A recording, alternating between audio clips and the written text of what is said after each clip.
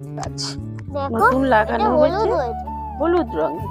এর গোড়াটাকে একটু পরিষ্কার করে দিলাম, কয়েকটি জংলা গাছ হয়েছে।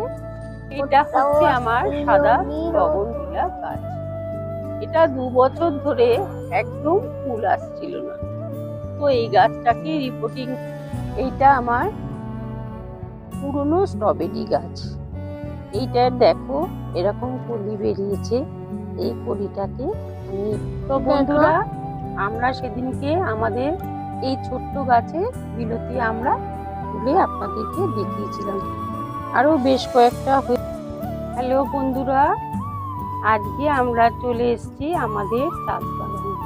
বিকেল, এখন আমরা তুলবো ফেলেছি পুঁই শাক, তারপরে পুঁই শাক, কলমি শাক, বিলতি আমরা, কুঁদরি, বেগুন।